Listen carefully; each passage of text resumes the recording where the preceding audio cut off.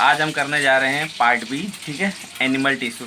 Okay, तो पिछले video में हम लोग ने पढ़ा था प्लांट टिश्यू के बारे में, ठीक है। तो अब एनिमल टिश्यू में जैसे प्लांट टिश्यू में कैटेगरीज थे, ठीक है, 3 कैटेगरीज थे उसके आगे के, वैसे एनिमल टिश्यूज़ में भी उसके सब कैटेगरीज हैं, ठीक है। तो एनिमल टिश्यू के अंदर उसमें 4 कैटेगरी हैं, तो वो चारों टिश्यू के नाम देख लेते हैं। उनके एनिमल टिश्यू में कौन से 4 टिश्यू हैं जो क्लासीफाइड हुए एनिमल टिश्यू के। तो सबसे पहला टिश्यू कौन सा है? एपिथेलियल टिश्यू, ठीक है, एपिथेलियल टिश्यू। देन दूसरा कौन सा है? Connective tissue. थर्ड कौन सा है? मसल टिश्यू, जिसको मस्कुलर टिश्यू भी बोलते हैं। एंड फोर्थ है हमारा न्यूरल टिश्यू। ओके, तो हमारे पास 4 टिश्यू हैं जो एनिमल टिश्यू फर्दर क्लासीफाई होता है 4 टाइप में। तो सबसे पहला टाइप है epithelial tissue, connective tissue, muscle tissue and neural tissue. Okay, तो आज के वीडियो में हम ये 2 टिश्यू के बारे में स्टडी करेंगे, ठीक है। तो सबसे पहले देख लेते हैं एपिथेलियल टिश्यू मतलब क्या होता है। तो एपिथेलियल टिश्यू से पहले टिश्यू मतलब क्या होता है? टिश्यू मतलब ग्रुप ऑफ सेल जो कि एक पर्टिकुलर फंक्शन परफॉर्म करते हैं, राइट। मतलब ऐसे ग्रुप ऑफ सेल जो कि एक फंक्शन परफॉर्म करे, एक स्पेसिफिक फंक्शन परफॉर्म करे, तो उन्हें टिश्यू बोला जाता है। तो जैसे प्लांट्स में टिश्यू थे वैसे ही एनिमल में भी टिश्यू है। तो इसमें एपिथेलियल टिश्यू सबसे पहला देखते हैं हम लोग, इसके सबसे पहला टाइप। तो एपी मतलब क्या होता है? एपी मतलब आउटर, थेलियल मतलब कवरिंग, ठीक है। तो आउटर कवरिंग टिश्यू, तो ये क्या है? कवरिंग टिश्यू है। एपिथेलियल टिश्यू क्या है? आउटर कवरिंग टिश्यू है। तो एपिथेलियल टिश्यू क्या करता है? मोस्टली जो भी पूरा बॉडी का जो भी कवरिंग है वो कौन से टिश्यू से होता है? Epithelial tissue. और इसके साथ जो भी ऑर्गन की कवरिंग है, ठीक है, ऑर्गन का जो भी लेयर कवरिंग है वो किससे होता है? एपिथेलियल टिश्यू से होता है। तो मतलब मोस्ट ऑफ द पूरा जो बॉडी का कवरिंग है वो करता है एपिथेलियल टिश्यू, और ऑर्गन के जो भी लेयर्स उनका जो कवरिंग है वो भी किससे होता है? कवरिंग टिश्यू से, ठीक है। देन नेक्स्ट है हमारा कनेक्टिव टिश्यू। कनेक्टिव टिश्यू क्या करता है? कनेक्ट्स करता है वेरियस ऑर्गन्स को। मतलब वो क्या करता है? एक ऑर्गन से दूसरे ऑर्गन को कनेक्शन करना, एक मसल से दूसरे मसल को, या फिर एक बोन से दूसरे बोन। तो मतलब एक मसल से दूसरा, एक टिश्यू से दूसरे टिश्यू का कनेक्शन, या एक ऑर्गन से दूसरे ऑर्गन का कनेक्शन के लिए काम आते हैं कौन से? Connective tissues. Okay, then third है हमारा मसल टिश्यू। वो मसल टिश्यू किसके लिए हम लोग काम करते हैं? जैसे देखो, मसल से क्या कर सकते हैं हम लोग? मसल क्या होते हैं? कॉन्ट्रैक्ट होते हैं, रिलैक्स होते हैं, ठीक है। अगर कोई चीज़ कॉन्ट्रैक्ट एंड रिलैक्स हो रही है तो इसका मतलब उसमें हो रहा है मूवमेंट। तो मसल टिश्यू, मस्कुलर टिश्यू किसके लिए यूज़ होता है? इनका क्या फंक्शनैलिटी है? मूवमेंट। और न्यूरल टिश्यू क्या करते हैं? Transfer of signal. मतलब किसी भी एक ऑर्गन या फिर किसी भी बॉडी के एक पार्ट से लेकर दूसरे पार्ट तक मैसेज का ट्रांसफॉर्मेशन, या फिर communication between 2 organ, coordination between 2 organ या फिर बॉडी। तो ये सारे इस चीज़ में कौन काम आता है? न्यूरल टिश्यू का हेल्प होता है, ठीक है। तो ये ट्रांसफ़र ऑफ सिग्नल किसके थ्रू होता है? एज अ इम्पल्स उसमें ट्रांसफ़र होता है, ठीक है। जैसे सिग्नल भेजते हैं, हाथ को उठाना है, हाथ में मूवमेंट करना है, ओके। तो बॉडी के जो भी मूवमेंट होते हैं वो न्यूरल टिश्यूज़ की वजह से होते हैं, क्योंकि वो सिग्नल भेजते हैं ब्रेन को, देन ब्रेन से सिग्नल रिटर्न आता है कि हमको क्या करना है, राइट। तो इसी तरीके से ये जो सारे टिश्यू है, तो इनको करने से पहले इसका मेन इम्पैक्ट क्या है? मतलब इसमें क्वेश्चन कैसे आएंगे कि जो भी टिश्यू है उसका लोकेशन क्या और उसका फंक्शनिंग क्या है। बस 2 बात, मेन बात क्या है इसमें मोस्टली क्या पूछेगा? कोई भी जो भी टिश्यू है, इसमें जो भी टाइप है, उसमें जो टिश्यूज़ है उनका लोकेशन क्या है और उनका फंक्शनिंग क्या है, ठीक है। तो अब जैसे कि मैं बता चुका हूँ कि एपिथेलियल टिश्यू का मेन काम क्या है। एक्चुअली जो एपिथेलियल टिश्यू है ये क्या है? ग्रुप ऑफ सेल्स है। तो ये जो ग्रुप ऑफ सेल्स है उनके बीच में जो स्पेस है, जो इंटरसेलुलर स्पेस है, वो ना के बराबर रहता है, ठीक है। मतलब इंटरसेलुलर स्पेस बहुत ही कम रहता है, और इनका जो थिकनेस रहता है वो भी ये क्या रहता है? थोड़े थिक रहते हैं इनके जो सेल वॉल रहते हैं, ठीक है। तो जो एपिथेलियल टिश्यू मोस्टली किसके लिए यूज़ होता है? For the protection. तो जो भी आउटर कवरिंग है, बॉडी की पूरी जो भी कवरिंग है वो किससे होती है? एपिथेलियल टिश्यू से होती है, ठीक है, जो पूरी स्किन है बॉडी की। एंड जो हमारे ऑर्गन्स रहते हैं उनकी भी कवरिंग किससे होती है? एपिथेलियल टिश्यू से, ठीक है। तो मोस्टली इनका क्या काम है? प्रोटेक्शन के लिए काम आता है, ठीक है। तो सबसे पहला अब एपिथेलियल टिश्यू में भी सब टाइप्स हैं, तो देख लेते हैं कौन कौन से सब टाइप है। सबसे पहला squamous epithelium, stratified epithelium, cuboidal epithelium, columnar epithelium, और इसके अलावा एक और है ग्लैंडुलर एपिथेलियम, जो कि क्यूबॉइडल या फिर कॉलमनार का कॉम्बिनेशन या उसका मॉडिफाइड फॉर्म होता है, ठीक है, ग्लैंडुलर एपिथेलियम। तो उसको भी मैं बताता हूँ थोड़ी देर में। तो सबसे पहला हम लोग स्क्वैमस एपिथेलियम करते हैं, ठीक है। तो एक्चुअली ये जो एपिथेलियल टिश्यू के जो सारे टाइप्स है, ये किसके बेसिस पे डिवाइड किए गए? On the basis of structure, ठीक है। तो जो सेल का स्ट्रक्चर है उसके बेसिस पे जो एपिथेलियल टिश्यू के 4 फिर से नए टाइप हैं, इसके आगे के 4 टाइप जो है वो उसके स्ट्रक्चर के बेसिस पे। तो जो सबसे पहला टिश्यू है स्क्वैमस एपिथेलियम। स्क्वैमस मतलब क्या होता है? स्क्वैमस मतलब क्या होता है? फ्लैट, ठीक है, मतलब चपटा एकदम प्लेन, ठीक है। तो फ्लैट सेल्स, तो फ्लैट टिश्यू। तो जो स्क्वैमस एपिथेलियम होता है इसका खाली सिंगल लेयर होता है, मतलब कि सिंगल लेयर ऑफ सेल्स होता है। इसके ऊपर ऐसा ढेर सारे सेल्स का ग्रुपिंग नहीं होता, इसमें खाली सिंगल लेयर रहता है जो कि बहुत ही थिन रहता है। ओके, तो स्क्वैमस एपिथेलियम कैसा रहता है? It's a single layer of group of cells. तो ये जो टिश्यू है स्क्वैमस एपिथेलियम टिश्यू, ये क्या है? सिंगल लेयर ऑफ सेल का एक टिश्यू है, ठीक है। तो अब ये कैसा है? इसका स्ट्रक्चर के साथ सेल का ये फ्लैट है, ठीक है, एकदम प्लेन है। तो ये जो स्क्वैमस एपिथेलियम है इसका फंक्शनैलिटी पता चला कि ये प्रोटेक्शन के लिए यूज़ होता है। अब इसका लोकेशन क्या है? तो स्क्वैमस एपिथेलियम का लोकेशंस क्या क्या है? तो इसके क्या क्या लोकेशंस है? तो स्क्वैमस एपिथेलियम हमारे माउथ में भी पाया जाता है, ठीक है। तो माउथ का जो भी सलाइवा आप जैसे देखते हो, जो पूरा इनर कैनाल है, ठीक है, तो वो माउथ का केस से बना हुआ है, स्क्वैमस एपिथेलियम है, ठीक है। और जो नोज़ का इनर कवरिंग है, ठीक है, जो इनर लेयर है वो किससे बना हुआ है? स्क्वैमस एपिथेलियम से। देन जो ब्लड वेसल्स का इनर लेयर है, ठीक है, इनसाइड से जो अंदर का लेयर है वो भी किससे बना है? स्क्वैमस एपिथेलियम से। और जो लिम्फ वेसल्स हैं, ठीक है, तो जो लिम्फ वेसल्स है उसका भी जो इनर लेयर है वो किससे बना हुआ है? स्क्वैमस एपिथेलियम से। मतलब इनका एक सिंगल लेयर ऑफ सेल्स का ग्रुप ऑफ सिंगल लेयर का सेल है, ठीक है। तो ये सिंगल लेयर का एक टिश्यू है, ओके। ये स्क्वैमस एपिथेलियम जो कि फ्लैट होता है और ये उन सारे लोकेशन से पाया जाता है, ओके। अब इसके बाद हमारा अगला है स्ट्रैटिफाइड एपिथेलियम, ठीक है। अब स्ट्रैटी मतलब से क्या समझ में आता है? स्ट्रैटिफाइड मतलब लेयर्स, स्ट्रेट मतलब लेयर, तो लेयर का टिश्यू जिसके अंदर मल्टीपल लेयर्स हो। अब इसमें क्या था? सिंगल लेयर ऑफ टिश्यू था, यहाँ पे क्या है? मल्टीपल लेयर ऑफ टिश्यू है। अब जैसे इसमें क्या है? मल्टीपल लेयर ऑफ कवरिंग है, ओके। तो ये मोस्टली क्या करता है? प्रोटेक्शन के लिए हेल्प करता है। तो जो हमारा स्किन है, ओके, ये जो हमारी स्किन है, जो भी पूरा इंटायर बॉडी की जो स्किन है, वो उसका जो आउटर कवरिंग है वो किससे बना हुआ है? स्ट्रेटिफाइड एपिथेलियम से। और जो हमारे आँखों के पास जो कॉर्निया है, ठीक है, तो वो भी किससे बना हुआ है? स्ट्रेटिफाइड एपिथेलियम से। और ये जो स्ट्रेटिफाइड एपिथेलियम, इसमें देख सकते हो यहाँ पे सिंगल लेयर ऑफ सेल नहीं है, जैसे कि स्क्वैमस एपिथेलियम में खाली सिंगल लेयर ऑफ सेल था, और यहाँ पे क्या है? मल्टीपल लेयर ऑफ सेल्स है, ठीक है। तो इनका फंक्शनैलिटी भी वही है, ये कवरिंग करके प्रोटेक्शन देते हैं, ठीक है। और ये कहाँ कहाँ पे पाए जाते हैं? स्किन पे पाए जाते हैं, कॉर्निया पे पाए जाते हैं, ओके, ठीक है। तो अब इसके बाद हमारा जो अगला टाइप है वो क्या है? क्यूबॉइडल एपिथेलियम, ठीक है। क्यूबॉइडल मतलब ये ऐसा एपिथेलियम टिश्यू है जो कि क्यूबिकल शेप में पाया जाता है, ओके। तो ये कौन से शेप में पाया जाता है? क्यूबॉइड के शेप में पाया जाता है, ओके। और ये भी क्या रहता है? सिंगल लेयर ऑफ सेल रहता है, ठीक है।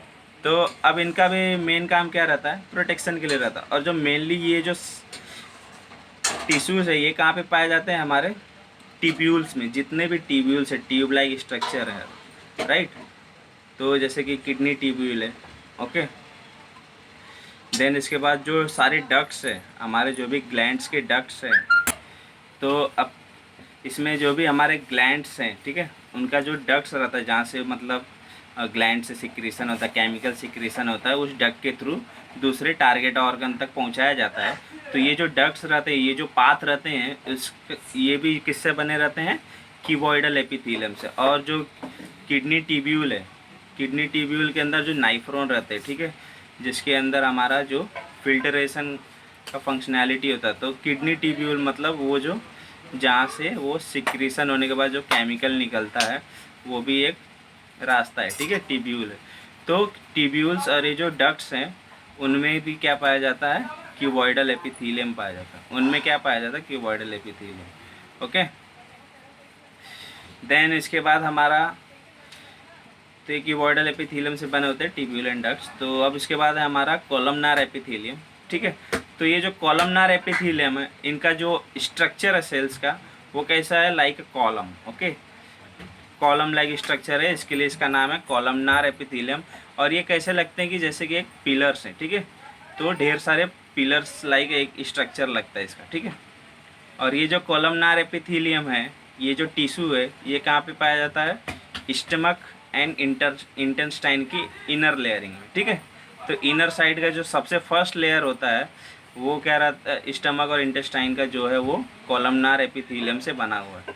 ओके, तो कॉलमनार एपिथेलियम के अंदर ये जो साइटोप्लाज्म रहते हैं, तो इन साइटोप्लाज्म के बाद कुछ एक्सटेंशन निकल जाते हैं, राइट। तो ये जो साइटोप्लाज्म का कुछ एक्सटेंशन निकल के ये ऐसा थ्रेड लाइक स्ट्रक्चर बना देते हैं। ओके, तो इनके ऊपर एक थ्रेड लाइक स्ट्रक्चर आ जाता है। ओके, तो ये जो थ्रेड लाइक स्ट्रक्चर है ये क्या करते हैं, ये मूवमेंट करते हैं लेफ़्ट राइट लेफ़्ट राइट। तो ये जो हमारा, तो इनको क्या बोलते हैं, ये जो एक्सटेंशन निकला है इनको बोलते हैं सीलिया। ओके, तो ये क्या है, सीलिएटेड कॉलमनार एपिथेलियम। तो ये कहाँ पे पाए जाते हैं, हमारे विंड पाइप में। ठीक है, तो ये हमारे विंड पाइप में पाए जाते हैं, जो कि जैसे कि अगर हमारे बॉडी में कुछ भी अनवांटेड ऑब्जेक्ट आ गया या फिर कोई भी चीज़ आ गई, ठीक है, कोई भी बैक्टीरिया कुछ भी, तो ये क्या करता है, उसको बाहर की तरफ, उसको मूवमेंट करा के बाहर की तरफ फेंकने की ट्राई करता है। ठीक है, जैसे खांसी उसी आती है तो उसमें भी ये सीलिया ही उसको मूव कराते हैं बैक की तरफ। ठीक है, तो इतना समझ में आया।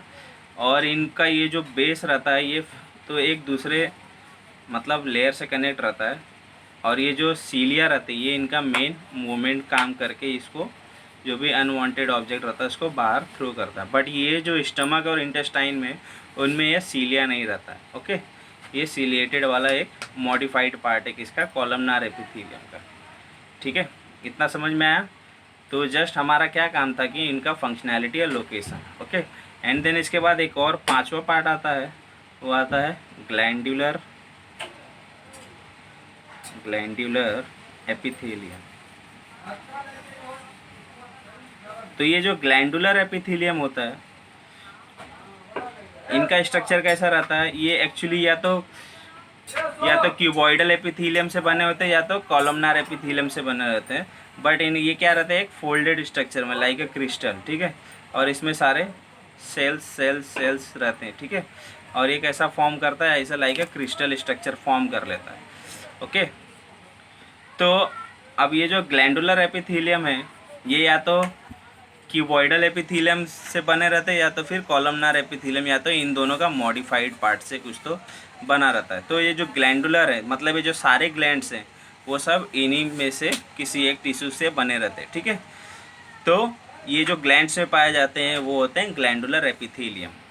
ओके, जो कि हमारे लिए केमिकल सीक्रेट करते रहते हैं लाइक हार्मोन सीक्रेशन। देन इसके बाद हमारा सलाइवरी ग्लैंड। तो जो सारे ग्लैंड्स हैं इनके अंदर ग्लैंडुलर एपिथेलियम टिश्यू पाया जाता है।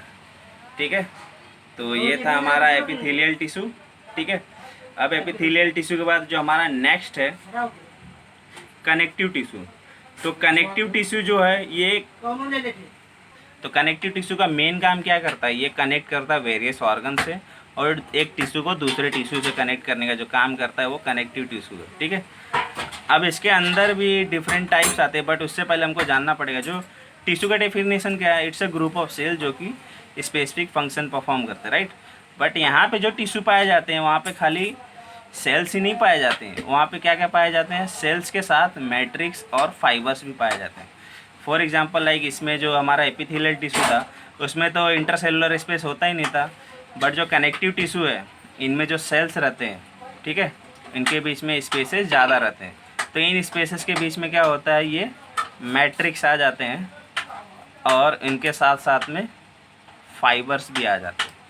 ओके, तो इन मैट्रिक्स, फाइबर्स और सेल को मिला के जो हमारा बनता है वो हमारा क्या है, कनेक्टिव टिश्यू। ओके, तो ये हमारा कनेक्टिव टिश्यू। अब कनेक्टिव टिश्यू के अंदर भी वेरियस टाइप्स हैं, इसके आगे भी टाइप्स हैं, ठीक है। तो वो जो कनेक्टिव टिश्यू के जो टाइप्स है वो किसके बेसिस पे बने हुए हैं, मैट्रिक्स के बेसिस पे बने हुए हैं, ठीक है, कि उसके अंदर का मैट्रिक्स कैसा है। ओके, तो चलो कनेक्टिव टिश्यू के चारों टाइप पढ़ लेते हैं कौन कौन से हैं। तो कनेक्टिव टिश्यू में सबसे पहला है कनेक्टिव टिश्यू प्रॉपर, ठीक है। देन उसके बाद नेक्स्ट टाइप है सपोर्टिव कनेक्टिव टिश्यू, सीटी मतलब connective tissue, okay. Then fluid connective tissue. Connective tissue proper मतलब जो एकदम प्रॉपरली टिश्यू फॉर्म हुआ हो, ठीक है। देन इसके बाद सपोर्टिव कनेक्टिव टिश्यू मतलब जो हमारे जो भी ऑर्गन्स एंड बॉडी है उनको जो सपोर्ट करने वाले जो टिश्यू है उनको बोलते हैं supportive connective tissue. Fluid connective tissue मतलब ऐसे टिश्यू जो फ्लो होते हैं, जो एक पोजीशन से बॉडी में एक जगह से दूसरे जगह फ्लो हो सके, मूव कर सके, उन्हें बोलते हैं फ्लूइड कनेक्टिव टिश्यू, ठीक है। इतना समझ में आया। तो अब हम लोग पढ़ते हैं कनेक्टिव टिश्यू प्रॉपर, ओके। अब कनेक्टिव टिश्यू प्रॉपर के अंदर भी वेरियस टाइप्स हैं, ओके। अब कनेक्टिव टिश्यू के अंदर भी 3 टाइप्स हैं, areolar, adipose and fibrous, okay.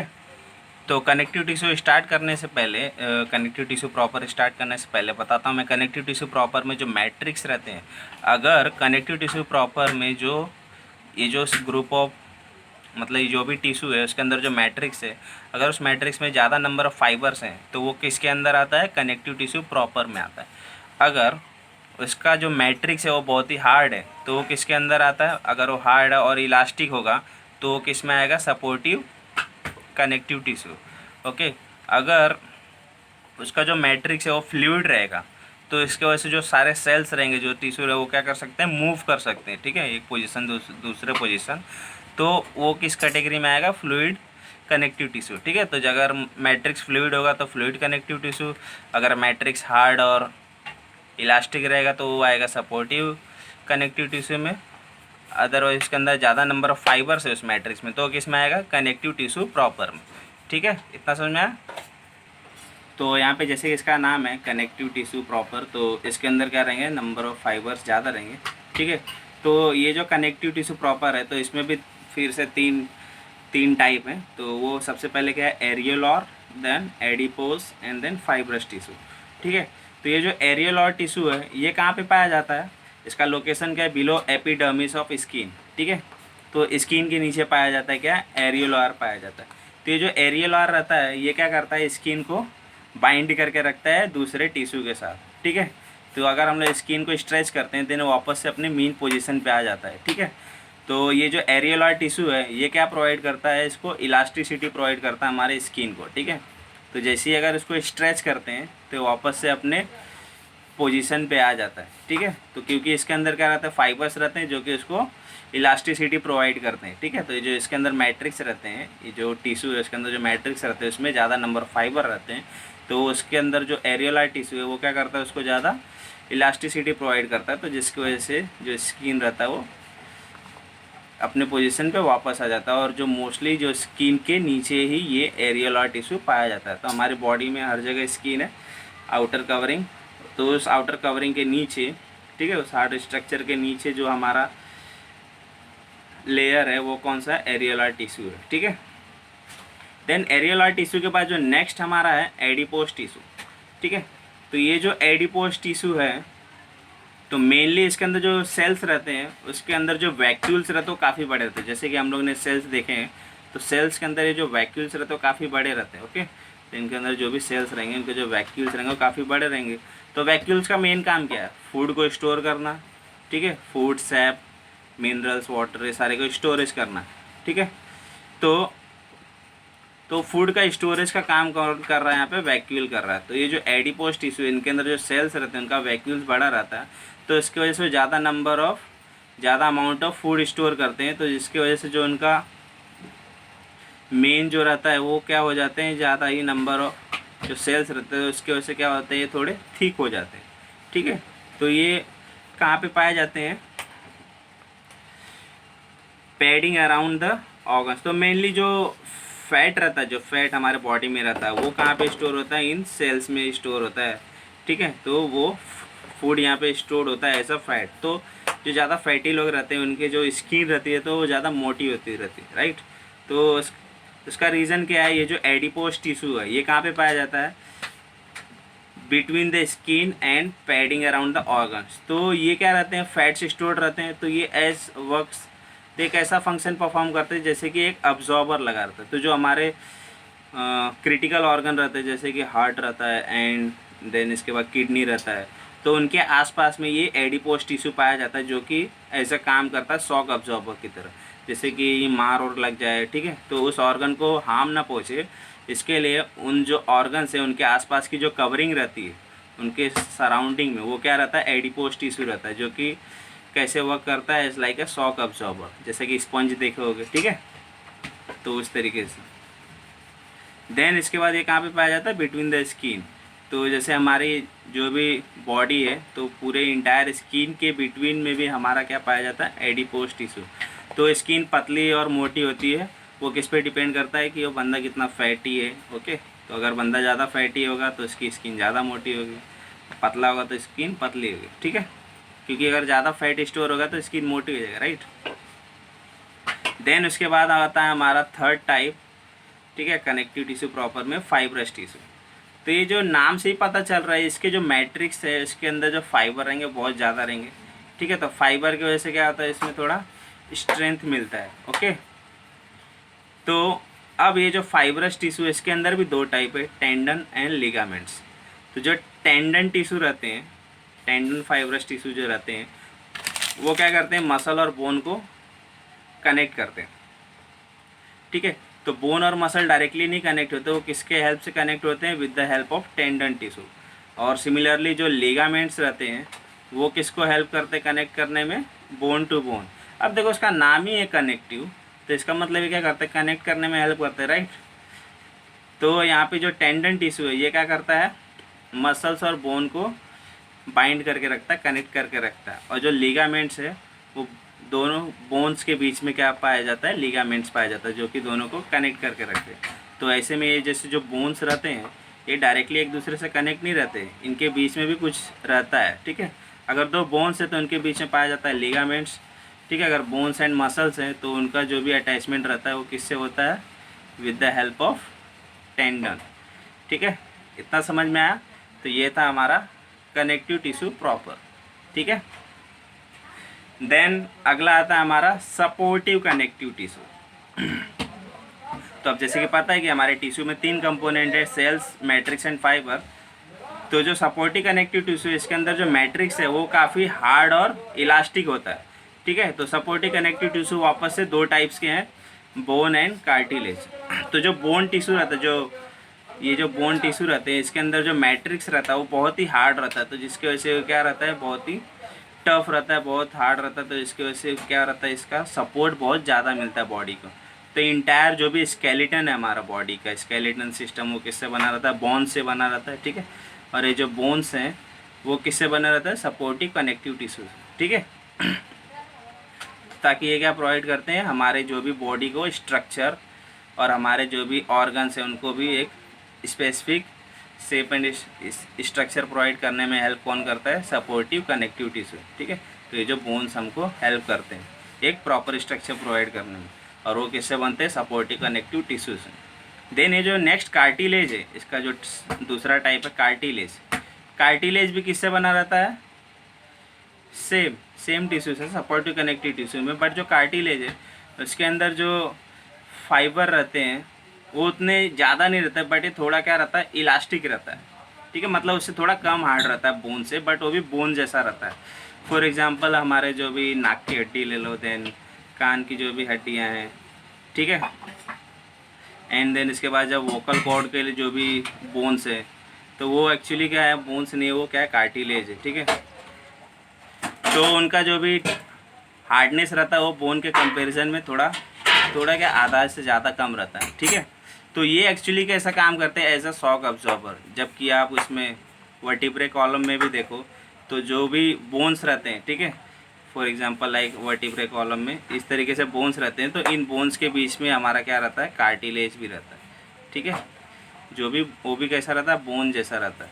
तो ये जो कार्टिलेज रहता है ये जो दोनों हर एक हड्डियों के बीच में मतलब दो जॉइंट्स के बीच में हमेशा पाया जाता है क्या, कार्टिलेज, ताकि उनको एज अ शॉक अब्जॉर्बर काम कर सके और उनको ब्रेक ना होने दे, उनको हार्म ना होने दे। फॉर एग्जांपल लाइक अगर ये जो हमारा रीढ़ की हड्डी है तो इन जो हड्डियों के बीच में एक कार्टिलेज पाया जाता है, अगर हम लोग कूदें तो ये हमारी हड्डी अगर इनके बीच में कार्टिलेज नहीं होता तो ये ब्रेक हो जाती, ठीक है।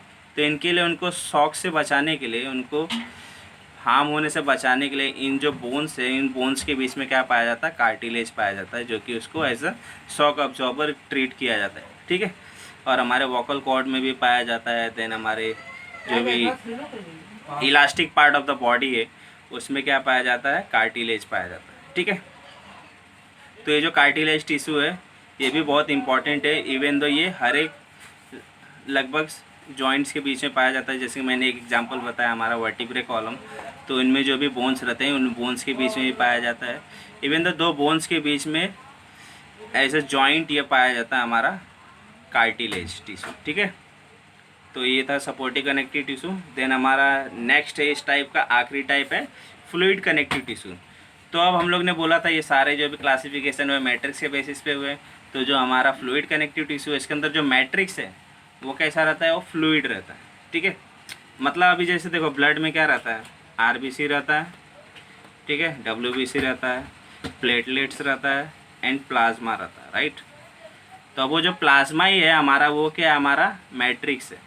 जो हमारा प्लाज्मा है, ठीक है, वही हमारा क्या है, मैट्रिक्स है। और ये कैसा रहता है, फ्लूइड में रहता है, ठीक है, फ्लूइड से, ठीक है, फ्लूइड में रहता है। तो ये फ्लूइड अगर मूव कर रहा है, अगर प्लाज्मा हमारा मूव कर रहा है तो प्लाज्मा के साथ साथ ये जो प्लेटलेट्स, डब्ल्यूबीसी, आरबीसी, ये सारे भी मूव कर रहे हैं, राइट। तो इसका मतलब ये कि हमारे बॉडी में क्या काम करता है, ब्लड का क्या काम करता है, for the transportation of food into the entire body, ठीक है। तो फूड और ऑक्सीजन का ट्रांसपोर्टेशन का काम किस में होता है, ब्लड के थ्रू होता है, राइट। तो इन ब्लड्स के अंदर क्या रहता है, प्लाज्मा रहता है, जो कि हमारा मैट्रिक्स है एक्चुअली, और वो क्या रहता है, लिक्विड फॉर्म में रहता है। तो क्योंकि ये लिक्विड फॉर्म में तो ये इजीली मूव कर सकता है। अगर ये मूव कर सकता है तो उसके साथ आरबीसी, डब्ल्यूबीसी, प्लेटलेट्स ये सारे भी मूव करते हैं। तो इसकी वजह से ये जो हमारा कनेक्टिव टिश्यू है क्या है, फ्लूइड कनेक्टिव टिश्यू, क्योंकि इसके अंदर का जो मैट्रिक्स है वो फ्लूइड फॉर्म का है, ठीक है। तो जैसे ब्लड एक हमारा क्या है, फ्लूइड कनेक्टिव टिश्यू है, वैसे ही जो लिम्फ है वो भी हमारा क्या है, फ्लूइड कनेक्टिव टिश्यू है, क्योंकि उसके अंदर आरबीसी, डब्ल्यूबीसी को छोड़ के प्लाज्मा और